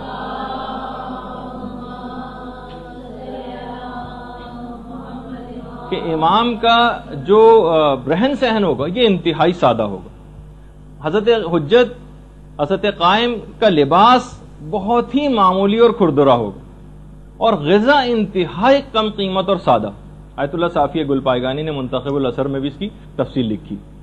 اچھا، پھر اس کے بعد بہرحال حضرت حجت اس طرح سے زندگی گزاریں گے، اور کتنے سال ان کی حکومت رہے گی ہم پچھلی اس میں تفصیل سے ذکر کر چکے ہیں۔ بہرحال حضرت حجت جس طریقے سے ایک دنیا میں طریقہ کار ہے، دیگر تمام ائمہ بھی اس دنیا سے رخصت ہوتے رہے ہیں، امام زمانہ بھی اس دنیا سے رخصت ہوں گے۔ اس سلسلے میں روایات دو طرح کی، کچھ روایت میں تو یہ ہے کہ وہ وفات پائیں گے، اور کچھ میں یہ ہے کہ وہ شہید ہوں گے۔ اچھا، البتہ یہ بھی علماء نے لکھا کہ جو شہادت کی روایات ہیں وہ وفات والی روایات سے ذرا برتری رکھتی ہیں، جیسے کہ امام حسن کا بھی جملہ ہے، ہمارے دوسرے امام، امام حسن علیہ الصلوۃ والسلام،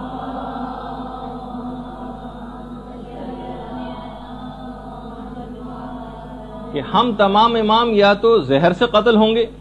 یا پھر شہید ہوں گے۔ روایات میں یہ ہے کہ جب 70 سال تقریباً پورے ہو جائیں گے تو قبیلہ بنی تمیم کی ایک عورت جس کا نام سعیدہ ہوگا، سعاد نہیں، سین عین یہ دال ہے، سعیدہ، یہ ایک درخت کے اوپر بیٹھی ہوگی بہت بڑا سا پتھر لے کے،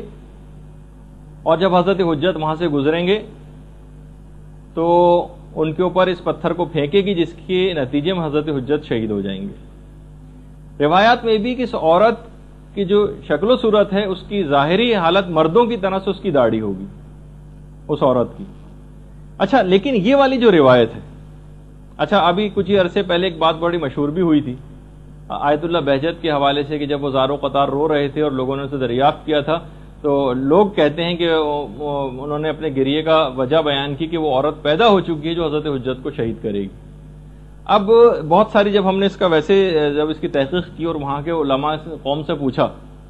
تو اکثر نے تو کہا کہ حضرت آیت اللہ بہجت کے حوالے سے جو باتیں ہم کراچی سے سنتے ہیں وہ خود ہم حضرت بہجت کے سامنے رہتے ہوئے بھی ہم کو سنائی نہیں دیتی، کہ بعض اوقات اس قسم کی باتیں کہ ہمیں وہاں سے سننے میں آتی ہیں کہ یہ حضرت آیت اللہ بہجت نے یہ بات کہی یا انہوں نے یہ عمل کیا ہے، یہ ہمیں وہاں سے پتہ چلتا ہے کراچی سے۔ تو بہرحال بعض اوقات بہت سی چیزیں اس طرح کی مشہور ہو جاتی ہیں جو پھر پھیلتی چلی جاتی ہیں معاشرے کے اندر۔ اب میں اس روایت کا پہلے بتا دیتا ہوں۔ اب یہ والی بھی جو روایت ہے اس کے متعلق سید محمد صدر جو ہیں انہوں نے تاریخ بعد الظہور ایک کتاب لکھی ہے، اس کے اندر بھی اس بات کو کہا ہے کہ یہ جو روایت ہے اصل میں یہ الزام الناصب میں سید علی حائری یزدی علامہ یزدی نے نقل کی، اور روایت بھی اس طرح سے نقل نہیں کی بلکہ کہا کہ روایت میں اس طرح سے آئے، نہ انہوں نے کوئی حوالہ لکھا ہے اس روایت کا، نہ کس کتاب کے اندر ہے یہ روایت عورت کے ذریعے امام زمانہ کی شہادت کی، تو یہ ناقابل اعتبار یہ روایت ہے۔ تو لیکن بہرحال جو چیز بالکل یقینی ہے وہ یہ ہے کہ بہرحال کی شہادت کی روایت، اب یہ والی روایت اگرچہ ضعیف ہے لیکن امام کسی بھی اور وجہ سے جس کا تذکرہ معتبر روایت سے ثابت نہیں ہے، ہو سکتا ہے کہ امام شہید ہوں یا وفات پائیں، لیکن علماء نے کہا کہ وفات اور شہادت کی جو روایتیں ہیں اس میں شہادت کی روایت ذرا زیادہ برتری رکھتی ہیں۔ اچھا، پھر اس کے بعد جب امام بہرحال شہید ہو جائیں گے یا وفات پا جائیں گے تو پھر بلکہ ان کی وفات سے بھی کچھ پہلے مظلوم کربلا امام حسین علیہ الصلوۃ والسلام تشریف لائیں گے۔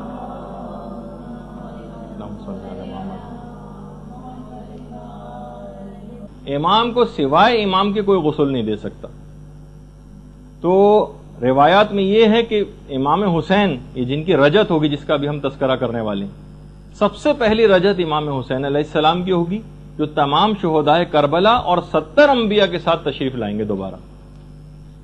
اس وقت حضرت خاتم، حضرت حجت، حضرت قائم اپنی انگوٹھی اور جو تبرکات انبیاء ہیں یہ امام حسین علیہ الصلوۃ والسلام کے سپرد کر دیں گے۔ پھر اس کے بعد حضرت حجت کی شہادت واقع ہوگی، امام غسل دیں گے، کفن دیں گے اور انہیں دفن کیا جائے گا۔ اچھا، اس میں ایک بات اور بھی روایات میں آئی ہے کہ جو شیطان والا جو واقعہ ہے کہ کیا شیطان کو امام زمانہ قتل کریں گے؟ چھٹے امام سے یہ بات پوچھی گئی کہ شیطان نے تو قرآنی آیت بھی ہے کہ قیامت تک کے لیے مہلت مانگی تھی، یعنی اسے وقت معلوم تک کی مہلت دی گئی، تو یہ کہہ دیا جاتا ہے کہ ہاں تجھ کو قیامت تک کی مہلت ہے، سورہ ہجر میں بھی جو کہ پوری آیت ہے۔ تو امام نے فرمایا اس کو حضرت قائم کے قیام تک کی مہلت دی گئی، امام کے پاس پھر جب اس کا آخری وقت قریب آ جائے گا شیطان کا تو امام کے پاس وہ زانوں کے بل چلتا ہوا مسجد کوفہ میں شیطان آئے گا اور اس وقت ایک جملہ کہے گا، ہائے میری بد نصیبی، یہ روایت کا جملہ ہے، اور پھر اس کے بعد امام اس کے پیشانی کے بالوں سے اس کو پکڑ کر اس کی گردن کو کاٹ دیں گے، اور یہی وہ وقت معلوم ہے جس کو شیطان کو جس وقت تک کی مہلت دی گئی۔ تفسیر عیاشی میں پوری یہ روایت ہے اور تفسیر المیزان میں علامہ محمد حسین طباطبائی نے بھی اس روایت کو لکھا ہے۔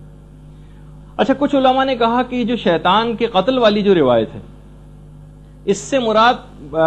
فزیکلی شیطان کا قتل کرنا مراد نہیں، کچھ علماء نے یہ بات بھی کہی،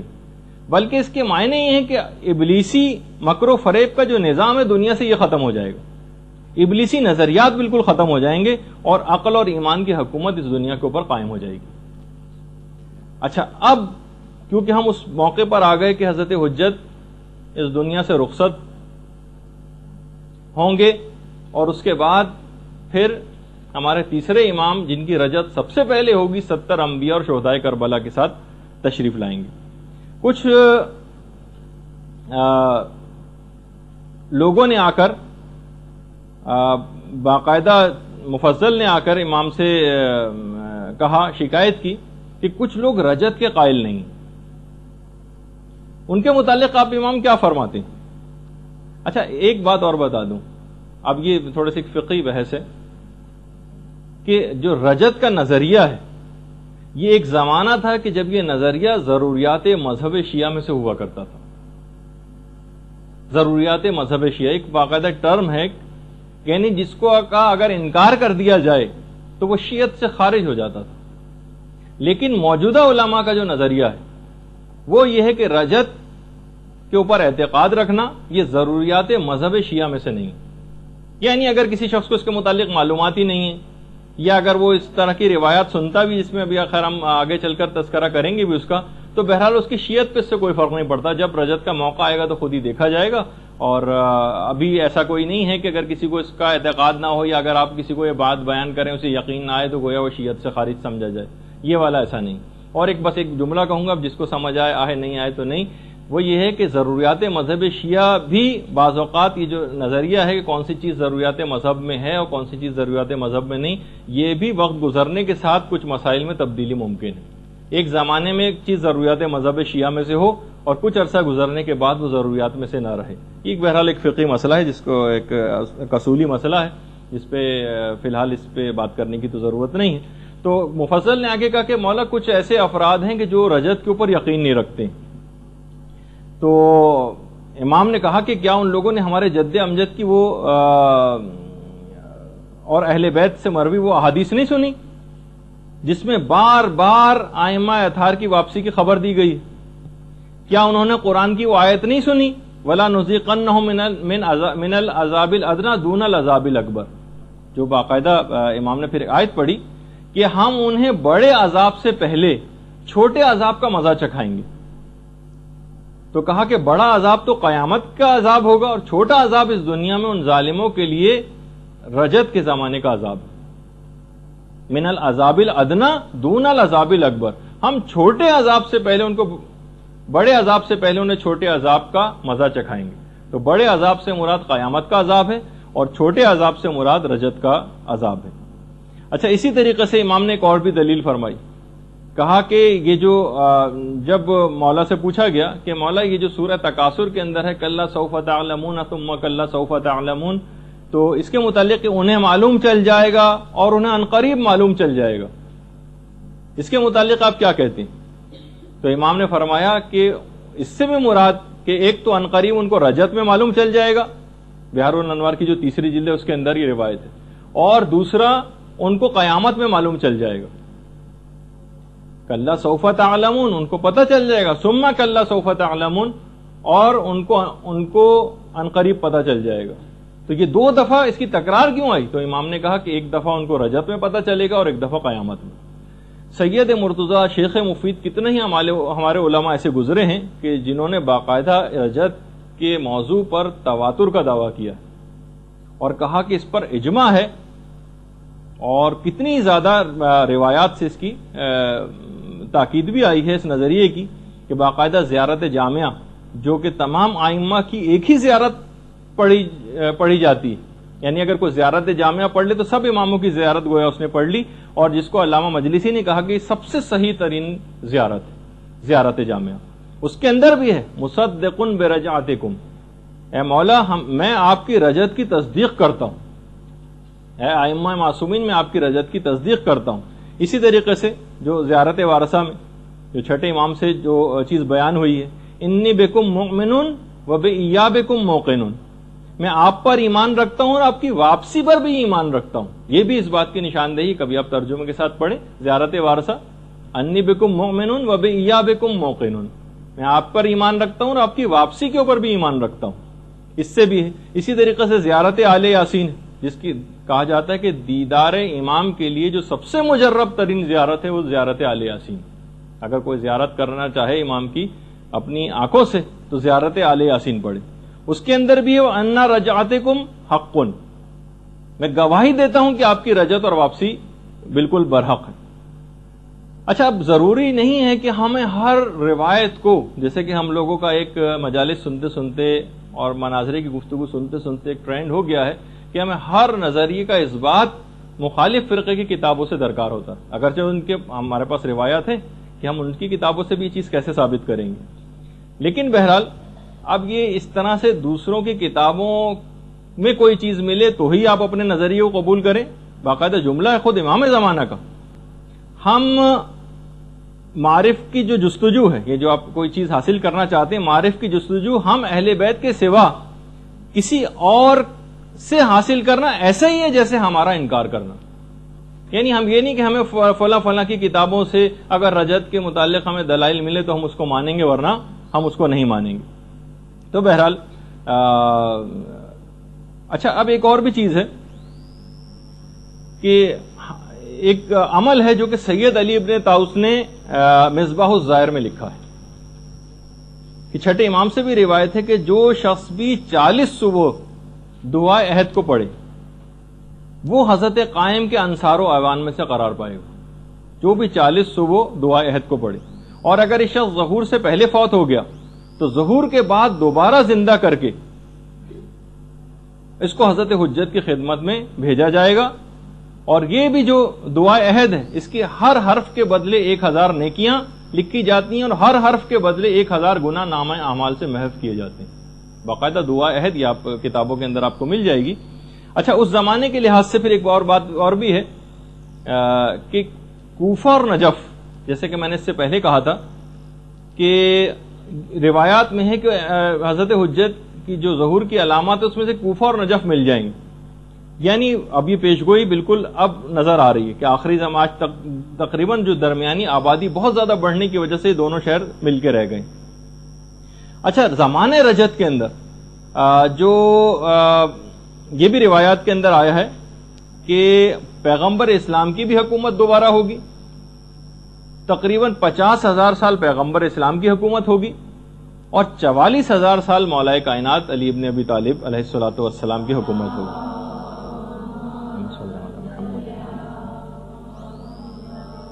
مولا کائنات اور پیغمبر اسلام کی ملاقات نجف میں ہوگی، اور ایک باقاعدہ ایک مسجد بھی تعمیر ہوگی،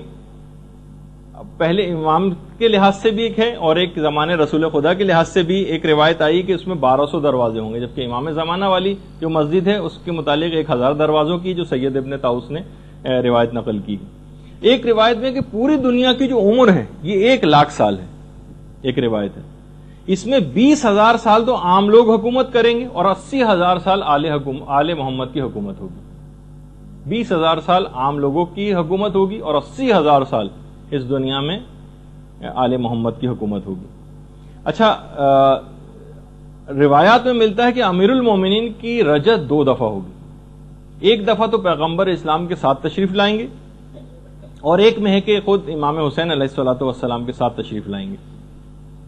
اچھا، رجعت کے سلسلے میں بھی وہ جیسے میں نے آپ کو ایک گفتگو اس سے پہلے ہوئی تھی، اس میں کہا تھا کہ جمادی الثانی کے آخر میں جو بارشیں ہوں گی، ایک تو ظہور سے پہلے کی بھی بارشیں ہیں اور ایک رجعت سے پہلے بھی بارشیں ہوں گی، اتنی شدید بارشیں ہوں گی، اتنی 10 روز تک تو اتنی زبردست بارش ہوگی کہ آج تک لوگوں نے ایسی بارش نہیں دیکھی ہوگی، اور یہ بارش جب مومنین کے قبور کے اوپر پڑے گی تو اس سے جسم نمو پائیں گے اور لوگ مٹی کو جھاڑتے ہوئے اپنی قبروں سے باہر آ جائیں گے، اس حالت میں اٹھیں گے کہ مٹی سروں سے گر رہی ہوگی۔ زمانے رجعت میں جو شخص بھی دوبارہ اٹھے گا وہ اپنی سابقہ عمر سے دگنی عمر پائے گا جتنی اس سے پہلے اس نے حاصل کی تھی۔ اچھا، جو اس زمانے میں روایات میں یہ بھی ہے کہ جو ناصبی ہوں گے، جو دشمنان اہل بیت چند ایک رہ جائیں گے، ان کے متعلق اس آیت کی تفسیر میں جو ہم نے اس سے پہلے برزخ کے عذاب میں ذکر کی تھی، فَإِنَّ لَهُ مَعِيشَةً ضَنْكَ، کہ ان کا جینا بڑا تنگی کا جینا ہوگا۔ ایک روایت میں ایک تو یہ ہے کہ قبر اس سے مراد ہے، ایک اور روایت بھی ہے چھٹے امام کی کہ اس سے مراد ناصبی ہیں، زمانہ رجعت میں ان کی غذا اور خوراک بنی آدم کا فضلہ ہوا کرے گی جو ناصبی ہیں۔ تو بہرحال اچھا، اسی لحاظ سے اکثر علماء نے ایک چیز اور بھی اس میں لکھی ہے کہ بہت سارے ظالمین ایسے ہوں گے جن کی رجعت کئی دفعہ ہوگی، اور وہ ہر دفعہ اپنے کیے کی سزا پائیں گے. یعنی ایک دفعہ کی دی گئی سزا زمانے رجت میں ان کے لیے کافی نہیں ہوگی. رجت میں ایک بات یاد رہے کہ زمانے رجت میں توبہ کا دروازہ بالکل بند ہے. کسی کی کوئی توبہ قبول نہیں ہوگی زمانے رجت میں. چھٹے امام کی ایک اور روایت بھی ہے کہ رجت میں دو طرح کے لوگ اٹھائے جائیں گے, یا تو خالص مومن ہوں گے یا خالص کافر ہوں گے. درمیانی جو مومنین ہوں گے ان کو نہیں اٹھایا جائے گا سوائے اس کے کہ وہ اس بات کی خواہش رکھیں. باقاعدہ تفسیر نور الثقلین کے اندر پوری تفصیل ہے اس کی. اچھا, اب ایک چیز یہ سوال پیدا ہوتا ہے کہ جو رجت ہوگی یہ اجباری ہوگی یا اختیاری ہوگی؟ تو دیکھیے بہرحال ظالمین کوئی اپنے شوق سے سزا پانے کے لیے تو اٹھیں گے نہیں. مومنین کے لیے اختیاری ہوگی. باقاعدہ فرشتے جا کر ان سے پوچھیں گے کہ اگر تمہارے امام نے ظہور کیا ہے, اگر تم ان کی نصرت کے لیے جانا چاہتے ہو تو چلے جاؤ. کون مومن بدنصیب ایسا ہوگا جو اس وقت انکار کرے گا؟ البتہ ظالمین کے لیے تو کوئی شوق سے نہیں آئیں گے, ان کی اجباری ہوگی. اچھا, پھر اس کے بعد مفضل کی ایک چھٹے امام سے بھی روایت ہے کہ جو بھی پوچھا گیا کہ جو بھی اشتیاق رکھے گا حضرت حجت کی زیارت کا, اس کی آخر وہ حسرت پوری کیسے ہوگی؟ تو بہرحال اس کی دعا کرنا, بہرحال روایت میں تو بہت سارے اس طرح کے, ہم میرا خیال ہے آپ کی خدمت میں اس سے پہلے بیان بھی کر چکے ہیں کہ وہ کون کون سے ہم طریقے اختیار کریں کہ جس سے ہم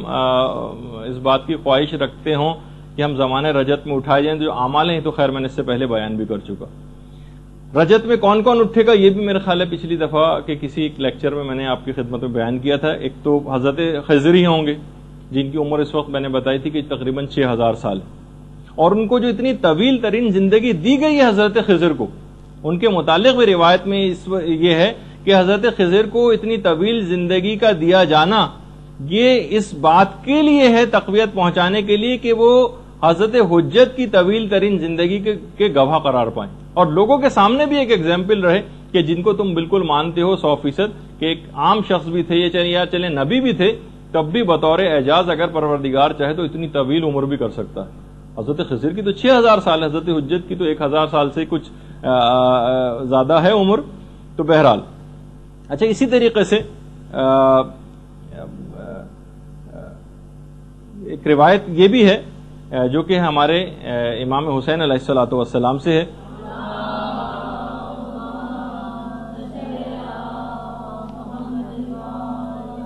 کہ میں وہ پہلا شخص ہوں گا کہ جس کے لیے زمین شگافتہ ہوگی. اچھا, اس کے علاوہ سلمان فارسی بھی اٹھائے جائیں گے زمانے رجت میں, ان کا بھی روایت میں تذکر آیا ہے. مقداد کا بھی تذکر آیا ہے. جابر بن عبداللہ انصاری کا بھی تذکر آیا ہے. حضرت ابو دجانہ انصاری کا بھی تذکر آیا ہے. دیکھیے حضرت ابو دجانہ ان کے متعلق ملتا ہے کہ جنگ احد میں سب لوگ چھوڑ کر چلے گئے تھے پیغمبر اسلام کو سوائے مولا کائنات کی اور ابو دجانہ کی. پیغمبر نے کہا تھا ابو دجانہ بیعت میں نے تمہاری گردن سے اٹھا لی, تم بھی اگر جانا چاہو تو چلے جاؤ, اور جہاں تک رہی بات علی کی تو وہ تو مجھ سے اور میں ان سے ہوں, لیکن میں تم پر سے اپنی بیعت کو اٹھاتا ہوں. ابو دجانہ نے کہا یا رسول اللہ ایسا ہرگز نہیں ہوگا, کیا آپ چاہتے ہیں کہ میں آپ کی بیعت کو چھوڑ کر اور اپنی زوجہ اور اپنی اولاد کے پاس چلا جاؤں جو خود ایک دن مرنے والے ہیں؟ کیا آپ چاہتے ہیں کہ میں آپ کی بیعت کو گردن سے اتار کر اپنے گھر کی طرف چلا جاؤں جو ایک دن ویران ہونے والا ہے؟ کیا آپ چاہتے ہیں کہ میں آپ کی بیعت کو چھوڑ کر اپنے اس مال و دولت کی طرف چلا جاؤں جو خود ایک دن فنا ہونے والا ہے؟ یا میں آپ کی بیعت چھوڑ کر اس موت کی طرف چلا جاؤں جو خود ایک دن مجھ تک پہنچ کر رہے گی؟ اس کے بعد بہرحال لڑے ابو دجانہ اور اس کے بعد شہید ہوئے زخموں سے چور ہو کر. تفسیر نور الثقلین میں اس کا پورا واقعہ ہے. تو حضرت ابو دجانہ انصاری یہ زمانے رجت کے اندر اٹھائے جائیں گے. اسی طریقے سے حضرت مفضل ابن عمر چھٹے امام کے جو صحابی, خود چھٹے امام کہتے ہیں مفضل تم حضرت قائم کے دائیں طرف کھڑے ہوں گے اور تم لوگوں کو اس طرح سے امرو نہیں کرو گے, اور آج سے زیادہ اس زمانے میں لوگ تم سے فرمان کو حاصل کیا کریں گے. مفضل ابن عمر کو امام فرما رہے ہیں کہ تم دائیں طرف کھڑے ہوں گے اور تم اس زمانے میں بھی امر بالمعروف اور نہی عن المنکر کیا کرو گے, اور اس دن تم سے آج سے زیادہ لوگ فرمان حاصل کیا کریں گے. اسی طریقے سے زمانہ رجت میں اٹھائے جانے والے افراد میں مومن آل فرعون بھی ہوگا. مومن آل فرعون جن کا قرآن کے اندر بھی تذکر آیا ہے. اچھا یہ بھی حضرت امام مہدی کے اصحاب میں سے قرار پائیں گے. اس کے علاوہ حضرت موسیٰ کے جو وصی تھے یوشع بن نون، یہ بھی زمانے رجت میں اٹھائے جائیں گے. روایت میں ملتا ہے کہ ان کی بھی جو زندگی ہے حضرت یوشع کی، یہ جو ان کے وصی تھے حضرت موسیٰ کے، ان کی زندگی بہت زیادہ حضرت امیر المومنین کی زندگی سے مماثلت رکھتی. چھٹے امام فرماتے ہیں کہ انہوں نے حضرت موسیٰ کے بعد بہت تکلیفیں اٹھائیں، اور بالکل پیغمبر اسلام کی طرح سے ہی حضرت موسیٰ کی جو زوجہ تھی، ان کو کچھ منافقین نے اس بات کے لیے تیار کیا کہ وہ حضرت یوشع کے ساتھ جنگ کریں، اور جنگ ہوئی. بہرحال حضرت یوشع کو اس میں فتح نصیب ہوئی، اور حضرت شعیب کی جو بیٹی تھی یہ اصل میں حضرت موسیٰ کی زوجہ تھی. یہ جب گرفتار ہو کر لائیں تو حضرت یوشع نے ان کو معاف کر دیا. البتہ ایک بات اور بھی کہی کہ میں جب قیامت کے دن حضرت موسیٰ کے پاس جاؤں گا تو آپ کی شکایت کروں گا، کیا آپ کی وفات کے بعد آپ کی زوجہ نے کس طرح سے مجھ سے جنگ کی. تو زوجہ حضرت موسیٰ نے کہا وائے ہو مجھ پر، خدا کی قسم اگر مجھے جنت میں جانے کی اجازت مل گئی تو میں اس میں داخلے سے شرم کروں گی کہ موسیٰ وہاں پر موجود ہوں گے، میں نے کیسے منہ دکھاؤں گی کہ میں نے ان کی حرمت کو پامال کیا اور پردے سے باہر نکل آئی اور ان کے وصی سے میں نے جنگ کی. یعنی بالکل وہی مولا امیر المومنین کے واقعات سے بہت مماثلت ان میں رکھی ہے. البتہ علماء نے کہا ایک فرق ہے کہ مولا کے زمانے میں جو خاتون تھیں وہ آخری وقت تک یہی تصور کرتی رہیں کہ انہوں نے قرآن کے حکم وقرنا فی بیوتکنہ کے قرآنی حکم کی مخالفت نہیں کی. اے نبی کی بیویوں گھروں میں رہو. انہوں نے تو کہا میں نے پردے کو پامال کیا اور گھر سے باہر نکل آئے، ان کے وصی سے جنگ کی، لیکن وہ خاتون بہرحال آخر وقت تک یہی کہتی رہیں کہ میں نے کوئی غلطی نہیں کی. اچھا اسی طریقے سے اصحاب کہف کے متعلق ہے. یوشع بن نون بھی آئیں گے اور اصحاب کہف یہ بھی آئیں گے. اصحاب کہف کے تو متعلق ہے کہ سب سے پہلے دن جب خانہ کعبہ میں لوگ جمع ہوں گے سب سے پہلے اصحاب کہف پہنچیں گے پہلے ہی دن، اور یہ ان 313 افراد کے اندر شامل ہوں گے. ایک بات اور بھی کہے بغیر نہ رہ جائے اس میں کہ اکثر لوگوں کے ایک زمانہ تھا جب ہم یہ اس پہ گفتگو کر رہے تھے برزخ کے حالات پر اور جسم مثالی پر گفتگو ہوئی تھی، ایک نظریہ یہ ہے لیکن علماء نے اس کا رد کر دیا، کہا کہ جو رجت ہے یہ جسم اصلی پر واقع ہوگی، جسم مثالی پر واقع نہیں ہوگی. اس میں جسم مثالی نہیں ہوگا، جسم اصلی اٹھایا جائے گا رجت کے اندر. اور پھر اب اتنا وقت پھر نہیں رہا تو بہرحال اس میں بس ایک آخری چیز اور بیان کر دیں ہم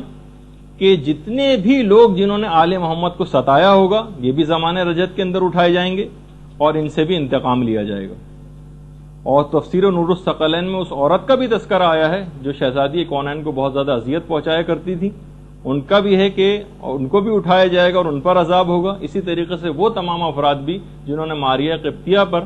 جو تہمت لگائی تھی پیغمبر اسلام کی زوجہ پر، ان کو بھی اٹھایا جائے گا. اور کچھ 2 ظالموں کا بھی تذکرہ آیا ہے، ان کو بھی اٹھایا جائے گا اور ان کو بھی سزائیں دی جائیں گی جس کی پوری تفصیل آئی ہے. رجت کے متعلق تقریباً 200 احادیث ہیں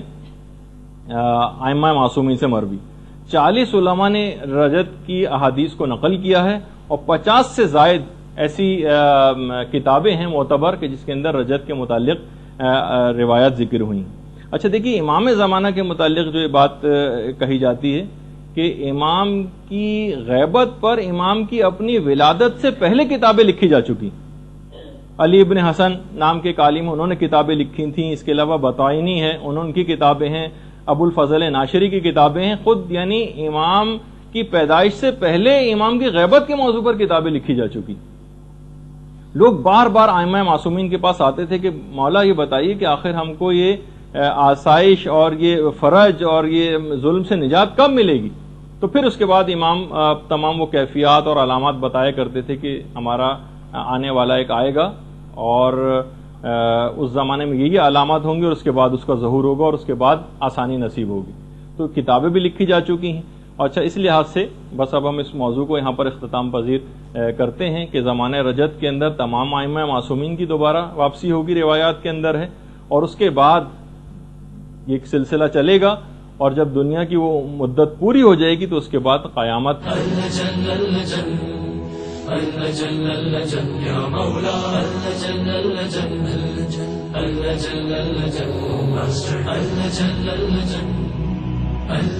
يا صاحب السماء اللجن